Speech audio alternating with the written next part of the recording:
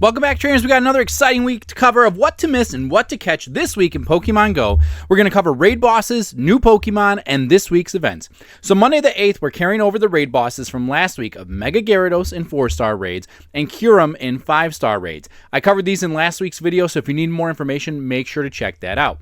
Now, Monday at 4 p.m. Pacific time, we will have the weekly challenges resetting. It looks like they have finally fixed the bugs with this feature, and that every week we will have these resetting, and this feature is definitely worth taking part in, because once you complete the challenge, you will receive 6,000 Stardust, 20,000 XP, and increase your friendship with everyone in the party up to, I believe, 7 interactions. So, for instance, I needed 6 more interactions with Jay to hit best friends, and instead we hit it in 2 days, so you may want to diversify your group a little bit, not have all best friends. And then also a note for my channel members, I will send out invites to members to join me on the weekly challenge as well, but only 3 spots are available each week. Now, Monday night, running from 6 to 7 p.m. local time, we'll have the weekly Max Monday, where every power spot will host the featured Pokemon Dynamax Cryogonal. I would normally say you can miss this since Cryogonal is not the best Ice-type attacker for Max Battles, but you will need to do Max Battles for later in the week, so you might as well join a Community Ambassador hosted meetup and knock out as many battles as you can early in the week. Tuesday at 1 p.m. Pacific time, the Go Battle League will change to feature the Ultra League and the Scroll Cup Great League Edition. So the Ultra League is for any Pokemon 2500 CP and below, and the Scroll Cup is for Pokemon 1500 CP and below of only Water, Fighting, and Dark-type Pokemon. And then the one exclusion here is that Primarina is not going to be allowed.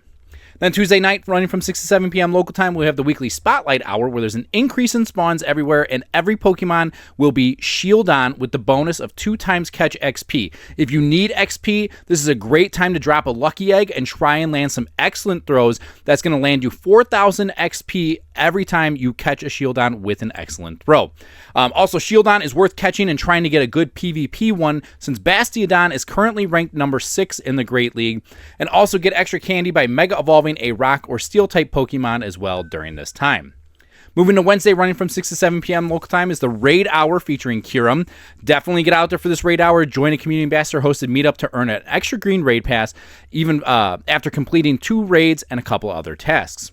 Thursday at 10 a.m. local time, we have the Well Armed event running until the 16th at 8 p.m. This event will give us the debut of Dynamax Hitmonchan and Hitmonlee, as well as Clobbopus and Graplocked. Clobbopus will only be available or unlocked after completing the Global Challenge, which has all players completing max battles.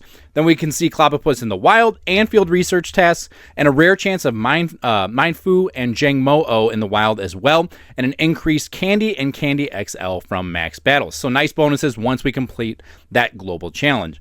Event bonuses will include 2 times catch candy and increased chance to encounter shiny Hitmonchan and Hitmonlee in max battles.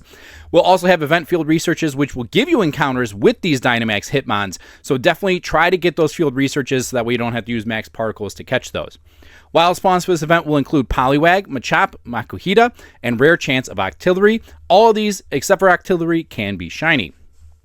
A paid time research will be available as well for $2 USD or equivalent for 6 rare candies, 3 rare candy XL, and 1,600 max particles. I'm not a big fan of event tickets. However, the value is really here for this one, especially going into the weekend, so it might be worth the $2.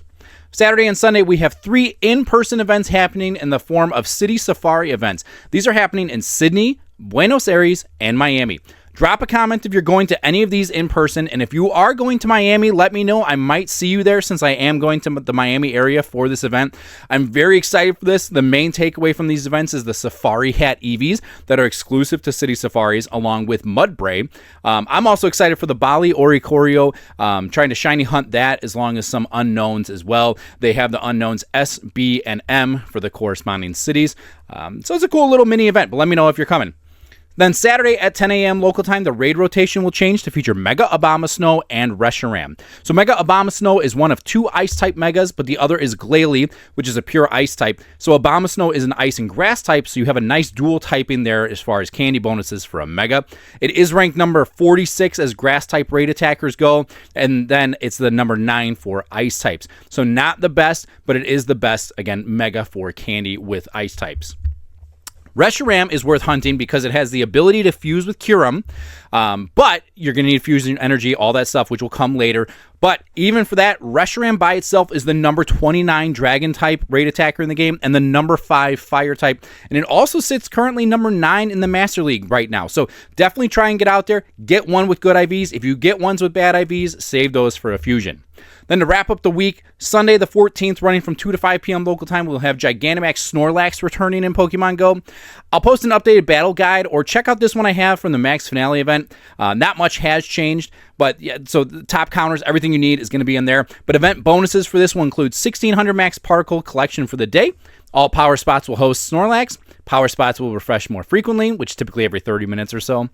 8 times max particles from power spots. 2 additional special trades each day. Remote limit increase to 20. 2 times max particles from walking, and a quarter distance to get those walking particles. A timed research is starting on Monday the 8th, so the beginning of this week, at 6 a.m. local time, which will require you to complete 5 max battles, but will give you max particles, an encounter with Dynamax Machop, and some Machop candy. It's typically about 1,500 max particles. Dynamax Machop, or especially the evolved form Machamp, is going to be a great counter for Snorlax, so try to get this pass done. An event ticket is also going to be available, giving you 1 max mushroom, 25,000 XP, 2 times XP from max battles, and collection limit increase to 5,600. So the big question is, will Snorlax be worth battling for and getting on your team? The short answer is yes, but if you want to know why, check out this video where I compare some of the biggest tanks in max battles and how they fare against each other, as well as other Pokemon. Now seriously, please go watch that video. I need the views for that. But that wraps up this week in Pokemon Go. Get out there and enjoy this game by yourself or with your PokeFam and friends. I'll catch you next time. All right, for overtime this week, we have some Legends ZA footage. They just released Mewtwo and the Mega Mewtwo stone there in Legends ZA. So my son is playing that. He got it. And what do you think so far? It's super fun. You went ahead and you caught Mewtwo. You had this encounter with Mewtwo. You had to battle it and essentially beat him the entire way, right? And then you have to catch it, and then you're able to Mega Evolve it with the 2 Mega Stones, right? Yeah. And you can pick which one, X or Y. Yeah. So that's really exciting that they keep on dropping these legendaries. We just had Diancie not too long ago, so now you have Mewtwo. And then we're going to have the DLC coming up of the Mega Dimensions X and Y. What would you say so far right now is your favorite Mega Pokemon that you're excited about that's coming?